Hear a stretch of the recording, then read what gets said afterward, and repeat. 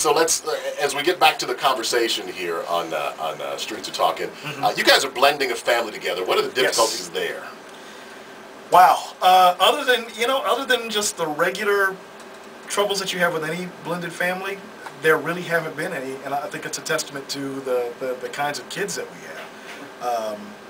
have. Tracy's daughter is a biracial child, and my son is not, but their ideal of racial politics is totally different from from what we as grown folks have. Right. And I think when it comes to that, we've got it screwed up, a lot of us, and we need to look to our kids because they make more sense than anybody else when it comes to that kind of thing. Well, that's funny because that's true. They are the third generation post-civil rights movement. Right.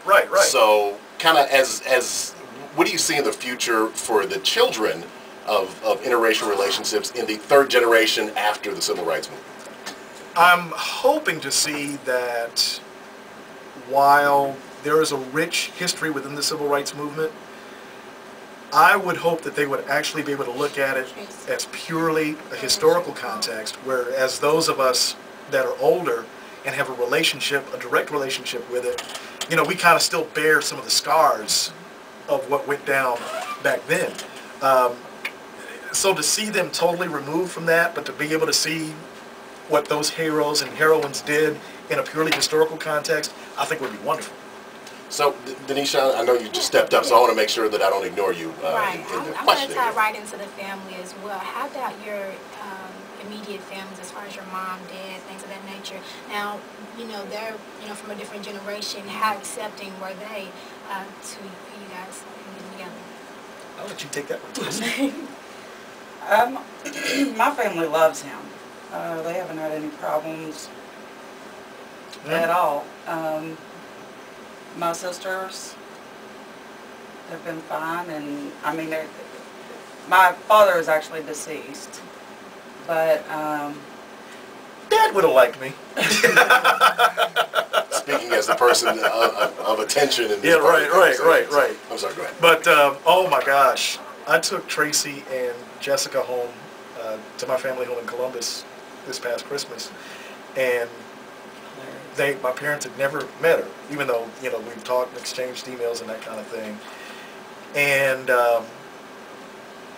for me, this was going to kind of be the litmus test as to whether or not I would ask her to marry me. So we get to the house. It's Christmas morning, and my mom opens the door, and they embrace for the first time. And it was right then at that moment that I knew it was like, okay, so let's just see how the rest of this weekend goes. Now, my family is nuts anyway, and for Tracy to be able to hang with all of that insanity was a very good sign. So everybody in the family's been very accepting. They love her dearly. Well, I think the horrible food was... His mom had made this big dinner. Yeah, talked about my mama's cooking and just, oh my Lord. You don't talk about a Southern woman's cooking. I'm just saying, I'm not getting into that. I know better. I was born in the South. Right. Okay, I have a follow-up question of this kind of sort of. I mean, you all were pretty lucky in that both of your families were accepting of this. And actually, I have been in an interracial relationship, and we weren't exactly quite that lucky. So what kind of recommendations would you give to somebody to say, I mean, it's easier to blow off when there are, people out in the streets or just people that, make comments or look certain ways when you're out in public. But when it's a member of your family, and I mean, it's very important that, that your family accepts your significant other, what advice would you give to interracial couples who maybe don't have that type of acceptance in their families? The one thing that I would suggest is because we all come up with the lessons being taught to us that, we treat each other equally, we're all judged by the content of our character. I mean, that was the lesson that we learned from Dr. King. And you're kind of holding up your family's hypocrisy, and you have to challenge them on that. And you either...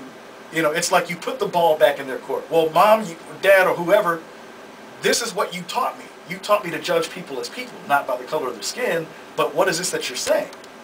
I mean, I could see if you don't like my significant other because they happen to be a real a-hole, but don't judge them or her, him or her, because of the outer exterior of that a-holeness.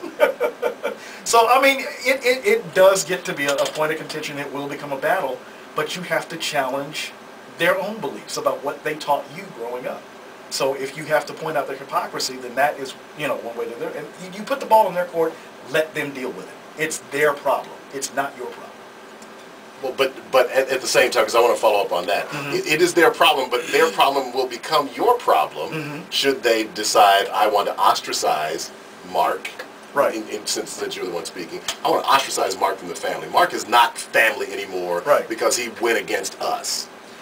But so the way I look at that is, if you are raised, we were raised to have unconditional love. So the way that I look at that, if your family truly has unconditional love for you, then it's not going to be an issue. I mean, there might be a little, quirks here and there, but it's not going to be, they're not going to say, okay, I'm never speaking to you again, you're disowned. If they truly play out the unconditional love they taught you to have.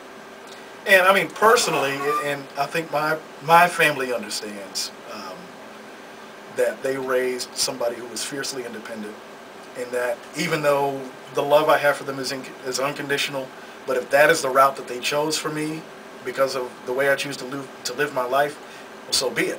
I mean, at some point, whether they come around or not, at some point there will be a reconnection, because I mean that's just the nature of life. But if they want to disown me or whatever, then they've raised me to be strong enough as a person to be able to deal with that. Okay, then you raised me the first 18 years of my life to be this type of person, so be it. I'm going to be this type of person. And if you gather your senses at some point, fine. If not, then that's your loss, not mine. So what happens if, and again, your families are cool with this, so I'm asking you to speculate a little bit. What happens if, okay, Mark, you're still part of the family, you're cool, we don't like her, and vice versa too? For me, it would be the same situation. Like I said, if you don't like her because she has personality flaws that just don't jive with the rest of the family, that's one thing. But if you're not going to like her because she happens to be white, then that's just going to be a battle that you and I are going to have as a family, and we'll continue to have that battle until one of us is just, you know what, screw it, I'm done with it.